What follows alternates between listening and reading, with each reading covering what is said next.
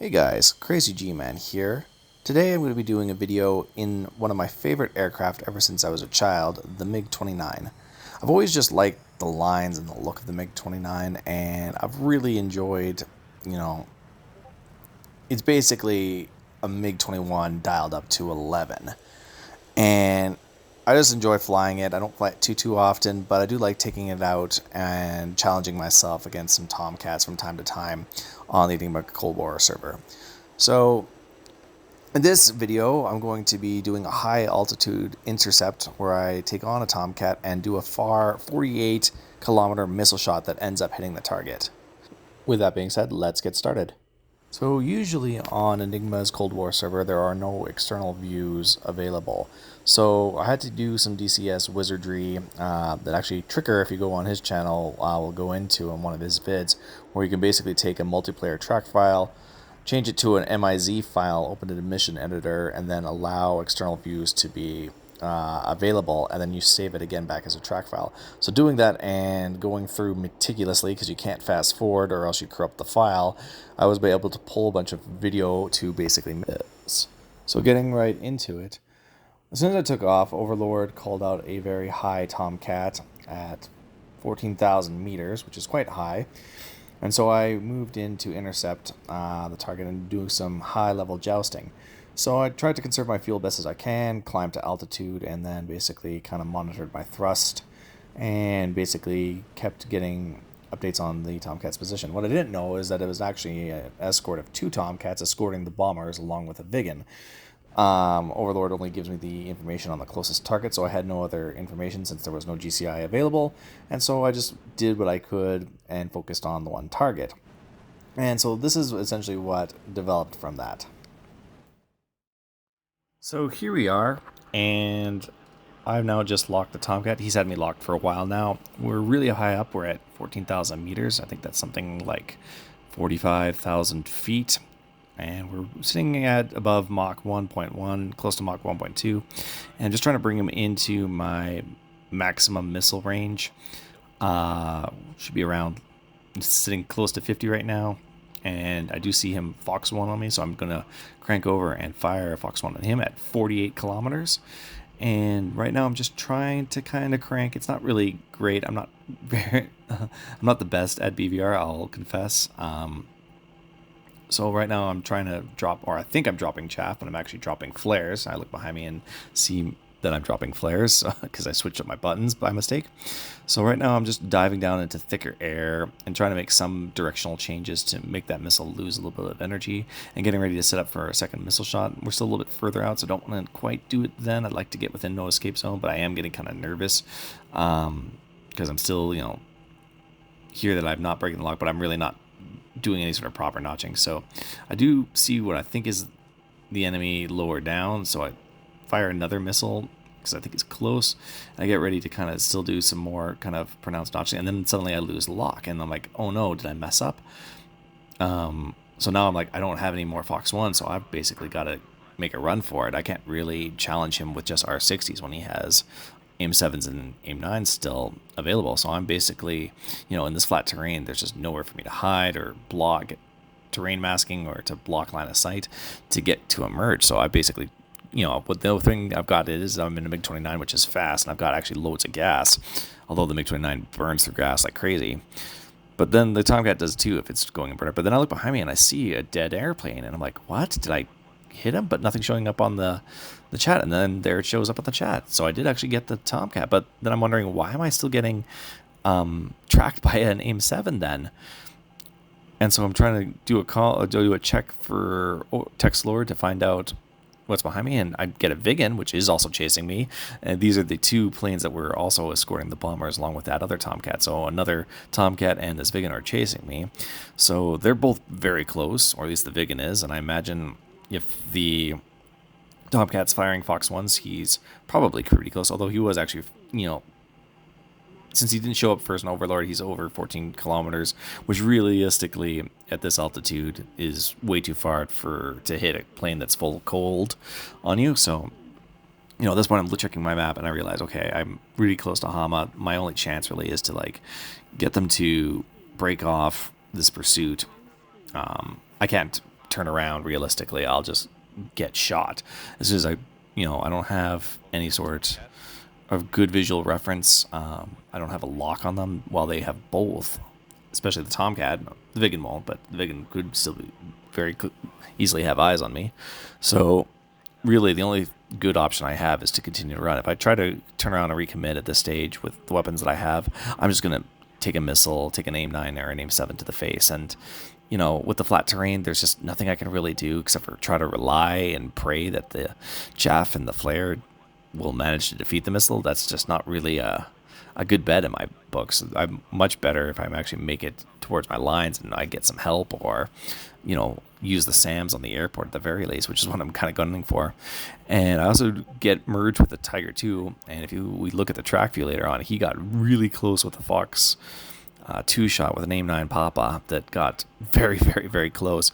I was kind of planning on just blowing through him with so much speed that by the time he turned on my 6 that I was able to outrun it, which did technically happen, but looking at the TAC view, it was a little bit more of a near thing than I would have liked. And so they're still chasing me right now. Usually I thought they would have broken off by now, but I guess they really want me dead after I killed that first Tomcat. So, but fortunately, this is having the benefit that I've now pulled off the Viggen and the other Tomcat from the bombers. Not that I really realized it at the time. I was mostly focusing on just killing the one Tomcat, but that did allow another MiG-21 to sneak in and kill 4 of the bombers. Sadly, the other 8 did make it through to bomb the target, so that's a little sad, but I'll take it. At least it wasn't all 12 bombers that made it through. So right now I'm just waiting. He did fire another Fox 1 at me. But now I'm basically on fumes, but I'm now within the SAM net, or getting close to within the SAM net, so I'm not too worried at this point. It's basically going to bring it all the way to fumes, and usually I can I've dead stick to MiG-29 a couple of times now, so with its fuel consumption rate and its fairly low fuel load, now you can conserve your fuel, and I did. That's how I managed to get basically as far away from the airbase at first anyway to engage that Tomcat, because I took off from Aleppo, not from Hama, and I still managed to have basically full internal fuel practically by the time I gauged him. So right now I'm actually, I don't really have any fuel to do kind of a second pass. Well, I guess I do, because I could maybe bring it around, because I've got 160 kilometers of range, but I don't really want to risk it, so I'm using the air brake to slow myself down. And with a MiG-29, you can only use the air brake as long as you don't have a centerline fuel tank, and as long as your gear aren't deployed. As soon as your landing gear is deployed, you can't extend or retract your air brake at all. And with the MiG-29, it carries speed really, really well, and it's actually really hard to kind of bleed off speed. So I'm just trying to bleed off speed here in these kind of crude turns, just to kind of get myself so I'm not too fast coming in. Deploying my gear. There's some Su-25s that are taking off that we're trying to avoid smacking into each other.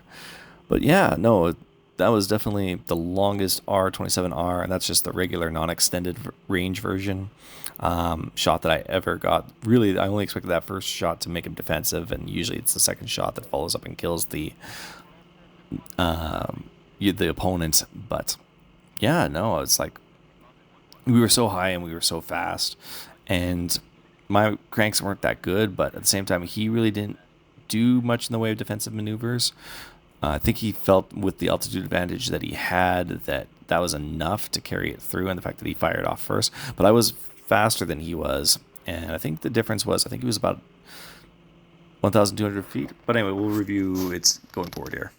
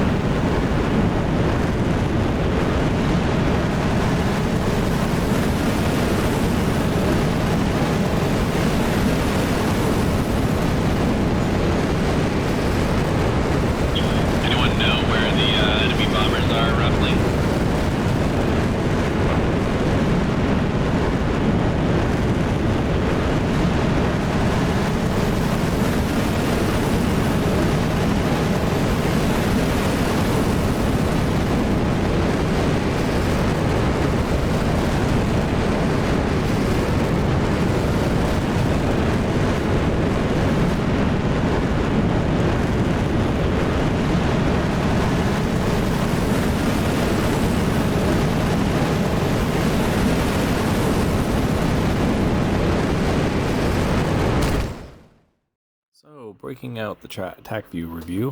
Just wanted to kind of first show how this group kind of worked out. So these guys came out, the 2 Tomcats and a Viggen to actually escort these bombers, and this is quite actually the formidable escort for these bombers. It would be very, very, very difficult, if not impossible, for anything other than a decently coordinated flight of MiG-21s or other MiG variants or F-1s to basically kind of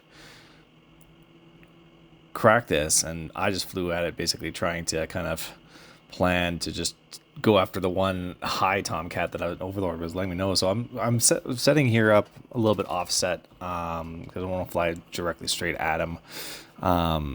He is always going to be a little bit higher than me in this battle, but only by about a little over 1,000 feet. And I will actually start out a little bit faster than him. So when he fires his first shot, he's at Mach 1.14. Sorry, no, Mach 1.05 and 48,500 feet. Yeah. So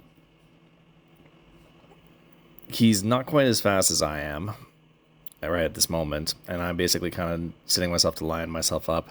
Shoot, I'm lower than him. I'm only at 47.3 while he was at 48.5, and then I fire my missile at Mach 1.13, so a bit faster than him. He was Mach 1.04. So drop flares because I'm stupid and try to get down into lower air and try to maneuver to basically make that missile lose energy. And he does actually, like, I think he thought it was maybe a far enough shot that he just needed to do a quick little crank with some chaff, and that was going to be enough to defeat it. But and maybe it would be if he was lower than me, but with him being higher than me, the missile just tracks so much better. And so right now, like, his missile's already at Mach 1.97. However, you know, I wasn't quite draining it as much of energy, and the fact is, if you look right here, my missile just connects with him, and then his missile goes stupid. And I was wondering if my missile hadn't connected, I don't know if I would have been able to dodge that bit. I think it still had enough energy to hit me. So now the other Tomcat's going to get revenge right now, and he automatically fires a Fox 1, which is why I got no reprieve, and I thought that the first Tomcat was still alive at first, and that I just had to run away from him. But now the Viggen and the Tomcat have abandoned their job in protecting the bombers and are out for revenge and for blood. And the Tomcat fires 2 AIM-7s way out of parameters, so I'm just too fast right now. Now, he is faster than me. He is slowly catching me this entire fight, and I come across this F5, who you'll see here, sneaks up actually pretty nicely behind me and launches an AIM-9 that gets really close. But I'm just close enough. I'm in my SAM net. The Tomcat tries to fire a final shot at me, but it's just not enough, and I managed to get away scot-free. So I hope you guys enjoyed that video, and like I said, if you want to see more content, like and subscribe. Thanks very much.